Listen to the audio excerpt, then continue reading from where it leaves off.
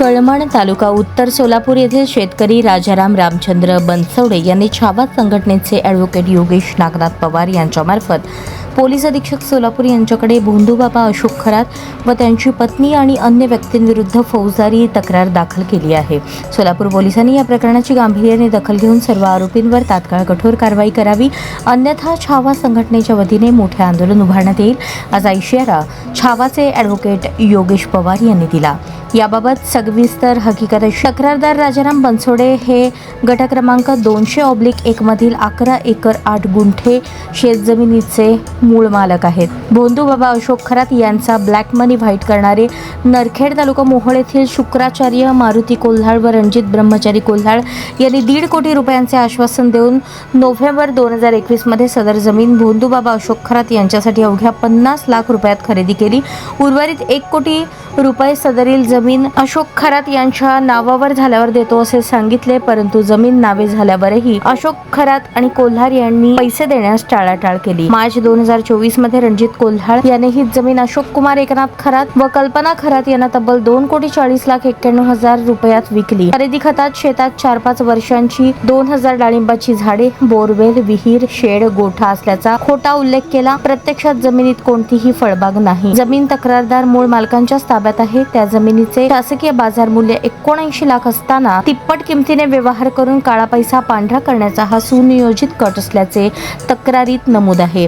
तसेच शक्तीपीठ महामार्गाच्या संपादनापोटी मिळणारे 8-10 कोटी रुपये हडपण्यासाठी 2,000 डाळिंब दाखवून नियोजनबद्ध कट रचण्यात आल्याचेही तक्रारीत नमूद करण्यात आले आहे।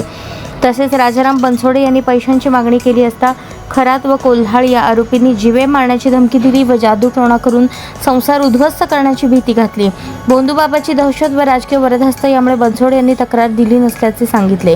शेतकऱ्याची फसवणूक केल्याप्रकरणी अशोक खरात, कल्पना खरात, शुक्राचार्य कोल्हाळ, रणजित कोल्हाळ, रविकिरण नागणे, गणेश मलपे यांच्या विरुद्ध भारतीय दंडविधान कलम 420, 406, 467, 468, 471, 506, 120(ब)(34) तसेच महाराष्ट्र जादूटोणा प्रतिबंध अधिनियम कलम 3(1) अन्वये गुन्हा दाखल करण्यासाठी पोलिसात तक्रार दाखल करण्यात आली आहे। मी राजाराम बनसोडे कळमण, माझी 11 एकर 8 गुंठ जमीन भोंदूबाबा खरात आणि कोल्हाळ सर या दोघांनी 1.5 कोटीला घेतलेली आहे। मला 50 लाख रुपये फक्त दिले ते आणि बाकीचे पैसे ते भोंदूबाबा अशोक खरातकडून आल्यावर देतो म्हणले, मला काय दिले नाहीत अजून। आणि आम्ही इतके दिवस गप्प का बसलो तर मला ते म्हणत होते जमीन त्यांना ऐकले तुमचं पैसे देऊन टाकतो, मला अजून काय पैसे दिले नाही। पैसे मागितल्यावरती भीती दावत होते ना, असं करायचे बाराबानकडे, तुझं असं होईल तसं होईल असं म्हणजे मला बोलत होते। आजपर्यंत आम्हाला काय पैसे दिलेले नाहीत आणि आज आम्ही DSP ऑफिसमध्ये गुन्हा नोंद करून आलेलो आहोत। आमच्या पैशाची मागणी केली, अगर आमची जमीन आम्हाला परत मिळावी, नाहीतर आमचे पैसे तर परत द्यावे, एवढी माझी विनंती आहे। आमची जी जमीन होती 11 एकर 8 गुंठ, त्या जमिनीमध्ये आमचा सुद्धा हिस्सा होता। तो व्यवहार 1.5 कोटीसाठी झालेला होता, पण 50 लाख रुपयेच त्यांनी आमच्या वडिलांना दिले।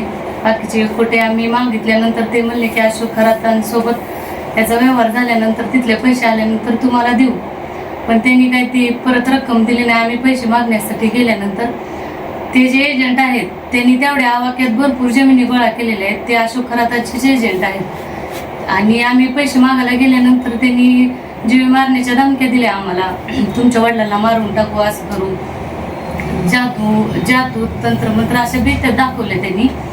मग तिचं तर जी जमीन आहे त्या जमिनीवर सध्या आमचाच ताबा आहे। त्यांनी आमचे पैसे तरी परत द्यावे, नाहीतर आमची जमीन तर आम्हाला परत द्यावी, आमची एवढी मागणी आहे। आणि पत्रकार परिषद व्हायच्या अगोदर पण त्यांचे काही अज्ञात लोक आली होती, त्यांनी धमकी दिली होती की तुम्ही असं बोला तुम्ही, आणि बरेच लोक असे सांगतात की तुम्ही त्यांच्या नादी लागू नका, ती मोठी लोक आहेत ती तुम्हाला मारून टाकतील ही असं। ॲडव्होकेट योगेश पवार, भोंदूबाबा अशोक खरात यांचे एजंट प्रत्येक सिटीमध्ये ग्रामीणमध्ये आहेत।